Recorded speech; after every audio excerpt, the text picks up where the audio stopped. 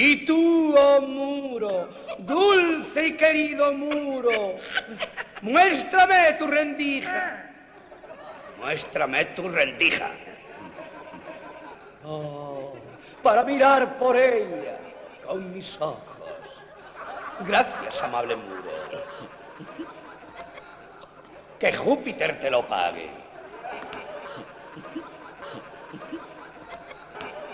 ¡Ah, pero qué veo! Teatro dentro del teatro, a su manera ridículo, impostado, completamente fuera de contexto. ¿Qué nos puedes decir sobre esta escena tan interesante y tan sugestiva? Es cierto que cuando me sugeriste el programa sobre la industria cultural, lo primero que me vino a la cabeza es precisamente este momento fílmico. Cuando me ofreciste la posibilidad de que empezáramos el programa con algún tipo de parlamento teatral muy conocido, por ejemplo, pues de La vida sueño o algún soliloquio de Hamlet, enseguida rememoré este fragmento de la película porque me parece especialmente significativo para poner de manifiesto esta trivialización del arte para hacerlo más accesible al público. No es menos cierto que también pensé empezar este rodaje con otro fragmento de película totalmente distinto. Estaba pensando en la película Amigos y vecinos. En varias secuencias de esa película, dentro de una galería de arte, los distintos personajes que van apareciendo por allí se detienen frente a un cuadro del que nunca sabemos nada. El marchante de arte se acerca a cada uno de los personajes y empiezan siempre un parlamento entre ellos. Y el espectador siempre comienza de la misma manera.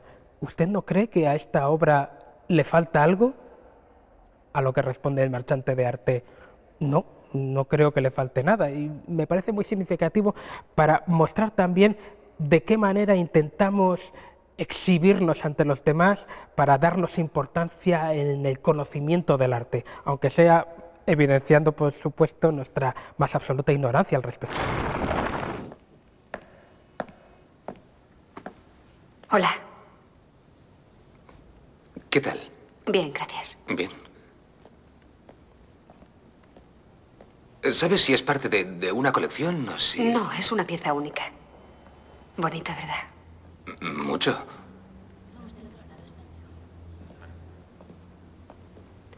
¿Tu primera visita? Ajá.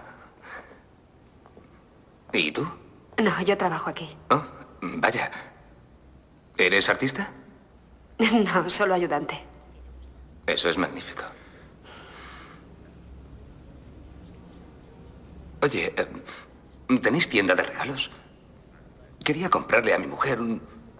Es que íbamos a... No, lo siento. Está bien. Oye, ¿es cosa mía o a esto le falta algo? Se ve vacío. No, es cosa tuya. Seguro, a mí me parece que... No, seguro, no le falta nada.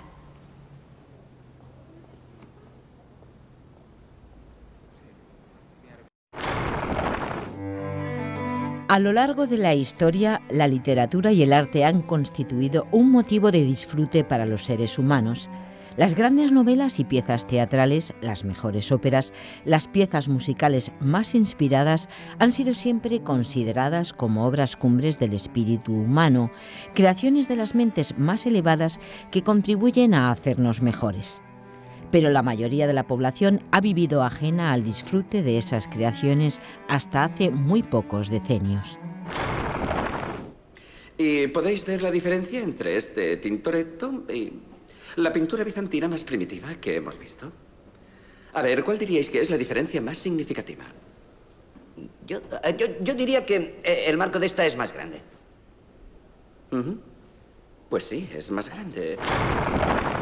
En la Grecia clásica, hace 2400 años, solo los ciudadanos atenienses podían acudir a las representaciones teatrales, y aunque el teatro barroco era un arte popular, solo la burguesía podía permitirse asistir a las grandes representaciones teatrales u operísticas del siglo XIX.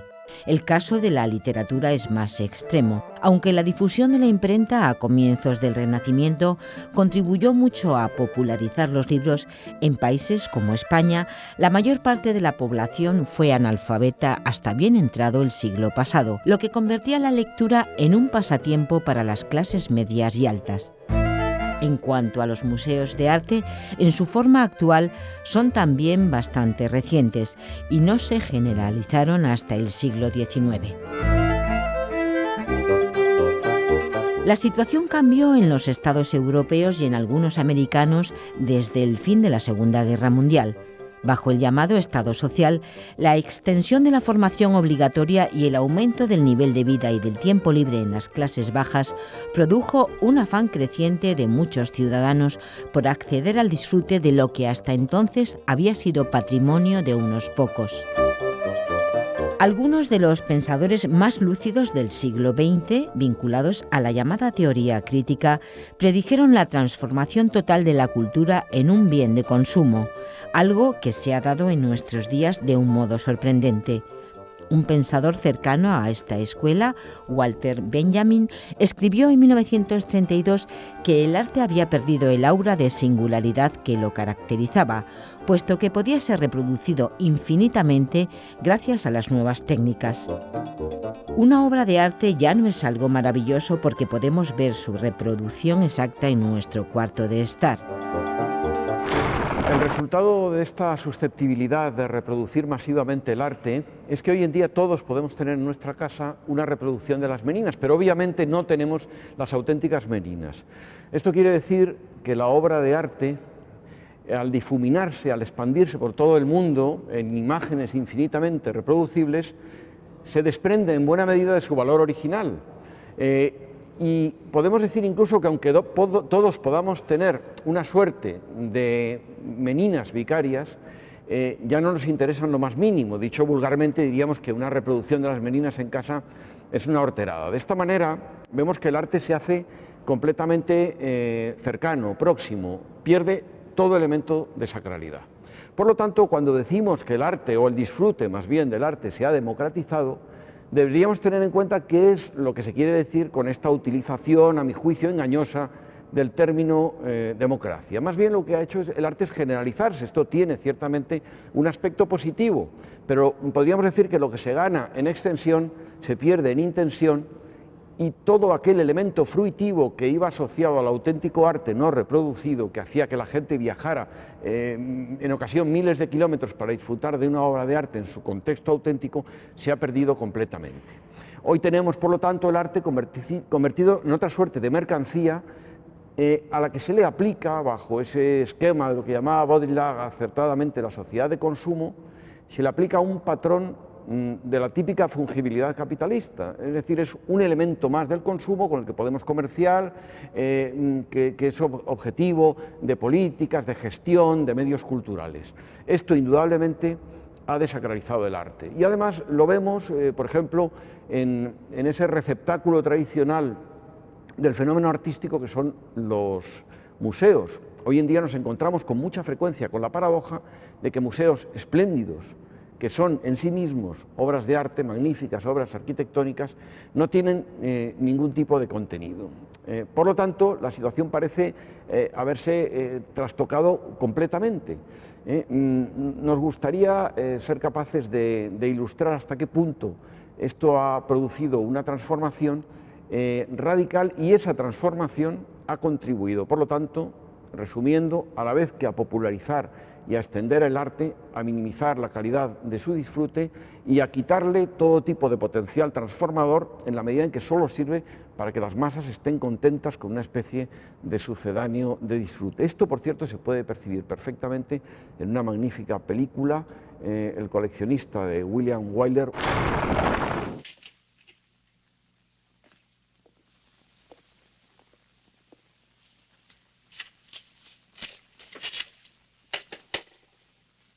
Este es un buen cuadro, ¿verdad? Sí. Sí, es un Picasso. La gente no tiene estas caras. Pues claro que no. Él no pretende dibujar las caras como son. Lo que intenta es expresar las caras como las ve, como las siente. Y porque él las vea así, el cuadro es bueno. No es una fotografía. ¿Qué hay de malo en la fotografía? Claro, no hay nada de malo. La fotografía no miente. Ni eso tampoco. Es una cara desde ángulos muy distintos. Es el carácter que hay detrás de esa cara. Una broma. Eso es lo que es. Una broma pesada. Que no puedas entenderlo inmediatamente no significa... Pero ¿cómo voy a entenderlo?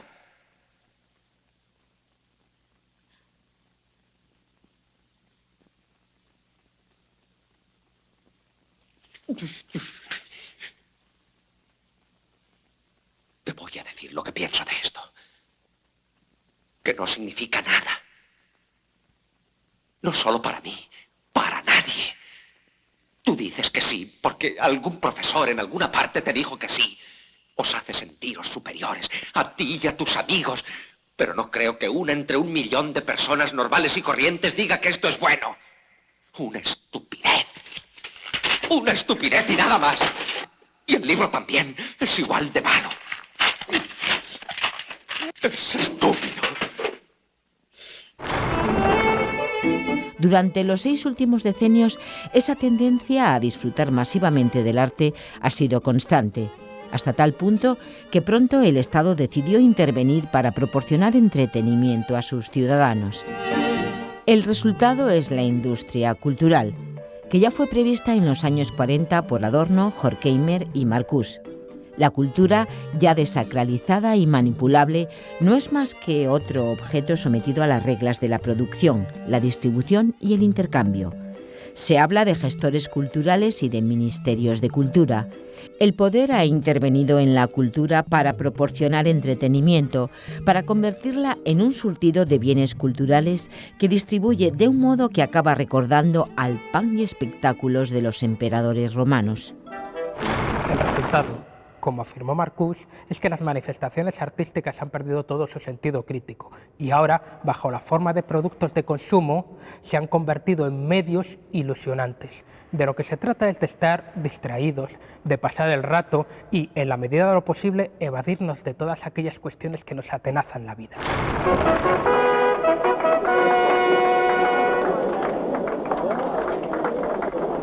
¡Vamos, fuera, fuera! ¡No, que es peligroso!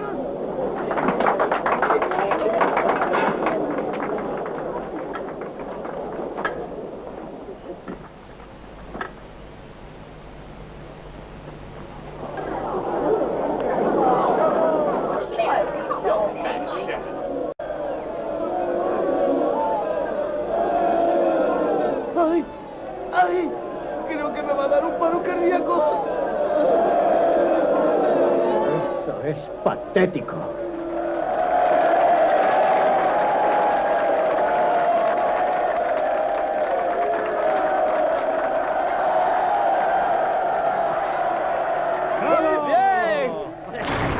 Está muy bien, sí. Además me ha traído a la memoria un fragmento de la que, desde mi punto de vista, es la mejor película de Woody Allen, Ana y sus hermanas. Esa escena en la que Max von Sydow, el artista, ve cómo en su casa entra un patán enriquecido que le dice que necesita cubrir una determinada cantidad de espacio en su apartamento y necesita, por lo tanto, un cuadro que encaje en ese espacio y que también tenga un color determinado. El tipo obviamente monta en cólera porque le están haciendo una serie de exigencias que están ya no en función de los gustos del cliente, sino de cosas completamente aleatorias, arbitrarias y absurdas. Le dice, bueno, pero yo no puedo condicionar mi arte a esto, y efectivamente esto nos va acercando al tema que queremos tratar, que es una reducción del arte a los aspectos más comerciales y materiales. Y más triviales. Sí, más triviales. Que es lo que precisamente denunciarán algunos autores posteriormente. Sí, y esta trivialización, además, en efecto, esta banalización, resulta terrible por la manera tan obscena en que se muestra, porque no es la típica pedantería mediante la cual un sujeto exhibe sus conocimientos, se supone que abundantes, en este caso sobre la materia artística, sino que además lo que se está exhibiendo es una impostación absurda, es un auténtico nuevo rico que no sabe nada de arte y que lo único que quiere es decorar su apartamento con el concurso de un pintor al que en alguna medida está humillando con este discurso basado únicamente en el dinero. Servirse de la obra de arte meramente como un bien posicional. Sí, ¿Vale? efectivamente. Lee, Frederick, os presento a Dusty Fry. Hola, Dusty. Hola. Dusty acaba de comprar una casa enorme en Southampton y ahora la está decorando. Sí, la verdad es que es una casa rarísima. Cantidades industriales de paredes. ¿Qué tal, amigo? Le he hablado de tus obras y está muy interesado. Ya tengo un Andy Warhol y también un Frank Stella. Es precioso, enorme, rarísimo, ya sabe. Si miras el Stella durante mucho tiempo, los colores empiezan a flotar. Es muy extraño. ¿Le agrada la idea de ser coleccionista de arte? Sí, pero tengo mucho que aprender. El arte no me enroñaba mucho cuando era joven. Ah, ¿Le gustan los dibujos? Sí. Ah. Es una monada. Pero en realidad necesito... Estoy buscando algo grande. grande, Frederick. Enséñale los óleos. Todos están en el sótano. Frederick ha hecho una serie de pinturas que sé que le encantarán. Bueno, pero son grandes. Sí, algunos sí. Sí, algunos son muy grandes. Porque tengo cantidades de paredes enormes. Yo no vendo mis obras por metro cuadrado. Frederick. Yo sí considero que esto queda, por ejemplo, bastante bien reflejado en la película Ciudadano Kane de Orson Welles, en la que su protagonista, si se acuerdan, pasa buena parte de la película, o así se nos muestra, acumulando obras de arte que ni siquiera disfruta, no necesita mostrarlas, porque con ellas simplemente lo que se pretende es mostrar un bien posicional y de alguna manera cubrir todos aquellos aspectos de la vida que nos satisfacen. Estén todo el tiempo que necesiten. El tren se detiene en el cruce si se avisa, pero no les gusta esperar. Número 9182. Aunque yo recuerdo cuando esperaban todo el día si el señor Kane se lo ordenaba. Natividad. Natividad. Vámonos. Anota, Venus del siglo IV. Atribuido a Donatello. Comprado en Florencia en 1921. No sirve. Sí. A ver, el siguiente. De acuerdo, ahora vamos. ¿Cuánto cree usted que puede valer todo esto, señor Thompson? Millones. Si alguien quisiera comprarlo. Bueno, por lo menos se lo trajo a América, ¿no? ¿Qué es eso? Otra Venus. Pagó $25.000. Demasiado dinero para darlo por una mujer sin cabeza. Los bancos no están de suerte, ¿eh? 25.000. No lo sé. Lo liquidarán y en paz. Se ve que nunca tiraba nada. Bienvenido, señor Kane, de parte de los 467 empleados del New York Inquirer. Una estufa de la casa de Mary Kane, Little Salem. Es verdad. Todo lo que encontrase. Una especie de urraca, ¿eh? Miren, un rompecabezas. Ya tenemos muchos. En el hall hay un templo de Burna y 3 techos españoles. Todo embalado aún. Y parte de un castillo escocés, pero también embalado. Hay que ver. Si se pusiera todo esto junto, palacio, cuadros, juguetes, ¿cuál sería el resultado? Charles Foster Kane. Hoy los políticos de todos los ámbitos se declaran partidarios de la cultura. Este término se ha convertido en una coartada porque se trata lo que es una elevación del espíritu y de la sensibilidad humana como un producto, como una partida presupuestaria. Escuchamos que hay que gestionar bien la cultura, invertir en cultura, que este o tal político es enemigo de la cultura. La población también ha entrado en este ceremonial. Vemos como personas que nunca acuden al Prado hacen colas de horas para acudir a una exposición, la mayoría de cuyas obras pueden contemplar a diario, como si al acudir participaran en la gran ceremonia laica de la cultura. Y de este modo se consuma la impostura, un modo social que es enemigo de toda auténtica cultura, precisamente porque lo reduce todo a su valor económico y porque convierte la elevación del espíritu en entretenimiento. Se envuelve en la bandera de lo cultural para legitimarse. Lo cierto es que todo lo que hemos estado viendo acá es un problema que se puede entender mejor, mucho mejor, si nos atenemos a la etimología de la palabra misma cultura, de la que estamos tratando al fin y al cabo. Esto no pasa siempre, pero en este caso tenemos suerte, porque si pensamos en la palabra cultura hay al menos dos cosas que resuenan. Una es la relación con lo que podría ser el culto, es decir, la adoración, la reverencia, en cierto modo la sumisión y la legitimidad que se le supone a algo que ya está dado, siempre está dado. Entonces con la cultura sucede esto, y hay mucha gente que puede tener grandes razones o que puede estar muy interesada para que le rindamos culto a algunos hitos o aspectos de la cultura. Esto es interesante porque sin duda hay logros, hay objetivaciones, hay cosas que se han conseguido desde esa cultura que hay que reverenciar o que hay que de alguna manera considerar. Pero también hay otra raíz que quizás se nos está escapando y que es muy interesante recuperar. Y es la raíz que vincula la cultura con lo que sería el verbo cultivar. ¿Cultivar qué? Cultivarnos a nosotros mismos, evidentemente, hacernos mejores personas, hacernos más sabios, hacernos más pacientes, hacernos más impacientes y hacerlo todo de un modo en el que seamos pues, más fuertes y más alegres. Eso es cultivarnos y eso es cultura, fundamentalmente. ¿Y cómo se hace eso? No se hace uno solo en su casa, se hace, como decía Nepi Blas, con nuestros amigos, se hace con la gente que nos rodea y que son nuestros iguales, nuestros pares. No todos tenemos que tener los mismos pares, pero sí que es bueno que vayamos haciendo comunidades de gusto, comunidades de afinidad, en la cual nos sintamos precisamente más recogidos y más apoyados y más fuertes. Entonces, la cultura tiene esta gran dimensión que nos vincula a una comunidad. Es una comunidad que ya no va a ser como en los viejos tiempos el pueblecillo donde habíamos nacido. Es una comunidad que elegimos, es una comunidad que construimos nosotras y nosotros. Y es una comunidad donde lo que hacemos es, de alguna manera, producir cultura, recoger la cultura que otros y otras antes que nosotros han hecho y seguirla cultivando nosotros, como haríamos con un campo que de alguna manera hemos encontrado y que ha sido abonado y labrado durante generaciones y que ahora cuidamos nosotros. Esta noción de cultura, aparte de resonar con una noción de comunidad elegida, de comunidad construida deliberadamente, tiene mucho que ver también con la noción de cuidado. Tanto esa cultura, esa especie de suelo que heredamos y que seguimos trabajando, como la gente que forma parte de nuestra comunidad, y en general todas las demás comunidades, es algo susceptible de ser cuidado y que debemos de tratar con delicadeza y con amor, de alguna forma. Y bueno, a mi juicio, ahí se abren vías relativamente interesantes precisamente para cuestionar todo este gran aparato de Estado, todo este gran aparato de mercado, que alguna vez ha pretendido pasar por la cultura o la única cultura, y que quizá, insisto, debe ser algo que podamos ver con cierta distancia o con cierta atención, pero que en ningún caso va jamás a poder sustituir esa gran noción de cultura como cuidado, como cultivo, como producción de comunidades de sentido.